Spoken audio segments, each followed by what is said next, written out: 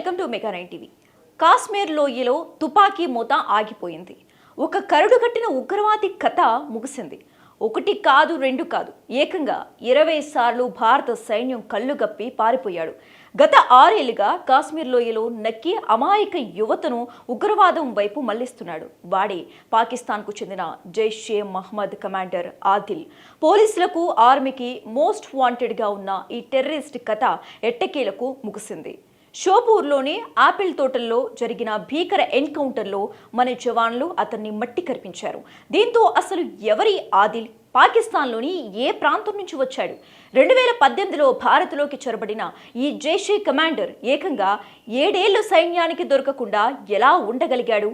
హిజ్బుల్ ముజాహిదీన్ నుంచి జైషేలోకి ఎందుకు మారాడు? స్థానిక యువతను బ్రెయిన్ వాష్ చేసి మనుషులను హ్యూమన్ షీల్డ్స్గా వాడుకునే ఇతని వ్యూహం ఏంటి? భారత భద్రతా దళాల హిట్ లిస్ట్లో మోస్ట్ వాంటెడ్గా ఉన్న ఆదిల్ నేర చరిత్ర ఏంటి?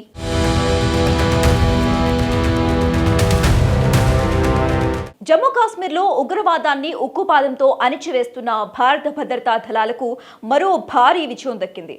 ఉత్తర కాశ్మీర్లోని షోపూర్ ప్రాంతంలో జరిగిన ఎన్కౌంటర్లో టాప్ జైషే మహ్మద్ కమాండర్ ఆదిల్ హతమయ్యాడు. ఇతను సామాన్య ఉగ్రవాది కాదు. 2018లో పాకిస్తాన్ నుంచి భారత్లోకి చొరబడిన ఆదిల్ ఇప్పటి వరకు సుమారుగా 20 సార్లు ఎన్కౌంటర్ల నుంచి, కార్డన్ సెర్చ్ల నుంచి తప్పించుకున్నాడు.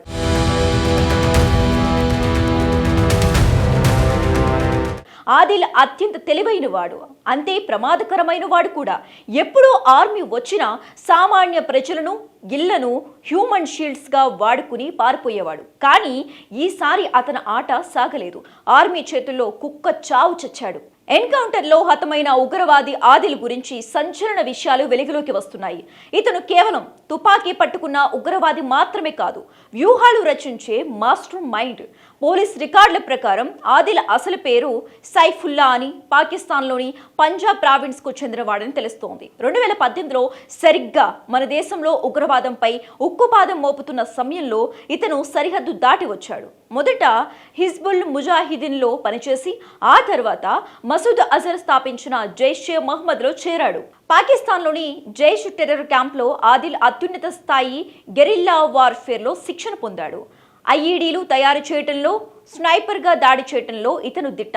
2018లో ఉత్తర కాశ్మీర్లోని కూప్వారా సెక్టర్ గుండా భారత్లోకి చొరబడ్డాడు. అప్పటి నుంచి షోపూర్, బారాముల్లా ప్రాంతాలను తన అడ్డాగా మార్చుకున్నాడు. మొదట చిన్న చిన్న దాడుల్లో పాల్గొన్న ఆదిల్ పుల్వామా దాడి తర్వాత జైషే మహ్మద్ సంస్థలో కీలక కమాండర్గా ఎదిగాడు. విదేశీ ఉగ్రవాదులకు స్థానిక ఆశ్రయం కల్పించే బాధ్యత ఇతనిదే. ఇండియాలో ఇతను 7 ఏళ్లు బ్రతకడానికి ప్రధాన కారణం అతని తెలివితేటలు. ఆదిల్ ఎప్పుడు మొబైల్ ఫోన్ వాడేవాడు కాదు. కేవలం మనుషుల ద్వారా లేదా డార్క్ వెబ్ యాప్స్ ద్వారా మాత్రమే సమాచారం ఇచ్చేవాడు. అందుకే ట్రేస్ చేయడం కష్టమైంది.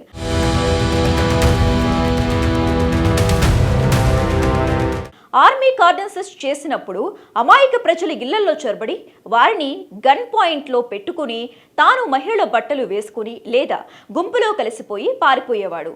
షోపూర్లోని నిరుద్యోగ యువతను టార్గెట్ చేసి వారికి డబ్బు ఆశ చూపి లేదా మతం పేరుతో బ్రెయిన్ వాష్ చేసి ఓవర్ గ్రౌండ్ వర్కర్స్గా మార్చేశాడు. ఆదిల్పై డజనుకు పైగా కేసులు ఉన్నాయి.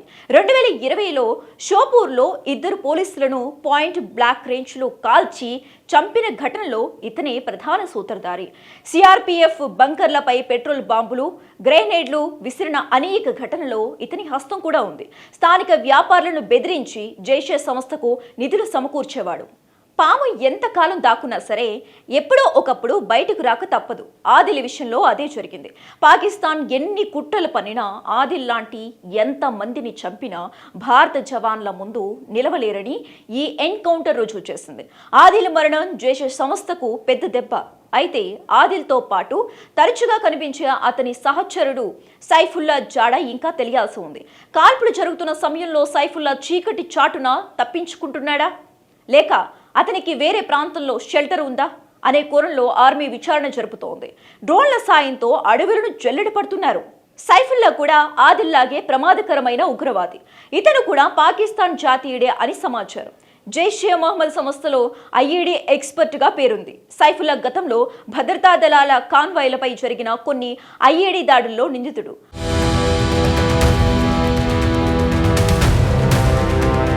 ఆదిల్ రిక్రూట్మెంట్ చూసుకుంటే సైఫుల్లా టెక్నికల్ బాంబు దాడుల ప్లానింగ్ చూసుకునేవాడు. ఇతను బయట ఉంటే ఆదిల్ మరణానికి ప్రమాదకరంగా ఐఈడీ దాడులు చేసే ప్రమాదం ఉందని ఇంటెలిజెన్స్ హెచ్చరించింది. దీంతో ఆర్మీ సైఫుల్లా కోసం కాశ్మీర్లో జల్లెడ పడుతోంది. సైఫుల్లా ఎట్టి పరిస్థితుల్లో తప్పించుకోకుండా ఆర్మీ పక్కా ప్లాన్ వేసింది.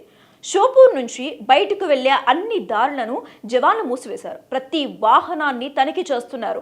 థర్మల్ ఇమేజింగ్ కెమెరాలు, క్వాడ్ కాప్టర్లను ఉపయోగించి ఆపిల్ తోటల్లో దాక్కున్న వారిని గుర్తించే ప్రయత్నం చేస్తున్నారు. సైఫుల్లాను పట్టుకోవటం లేదా మట్టుబెట్టడం కేవలం సమయం మాటే అని అధికారులు ధీమా వ్యక్తం చేస్తున్నారు. ఆదిల్ చాప్టర్ క్లోజ్ అయింది. ఇక మిగిలింది సైఫుల్లా. భారత గడ్డపై ఉగ్రవాదాన్ని పెంచి పోషించాలనుకునే వారికి ఇదొక హెచ్చరిక. సైఫుల్లా ఎక్కడ దాక్కున్నా మన జవాన్ల కంట పడక తప్పదు. ఆదిల్కు పట్టిన గతే అతనికి పడుతోంది.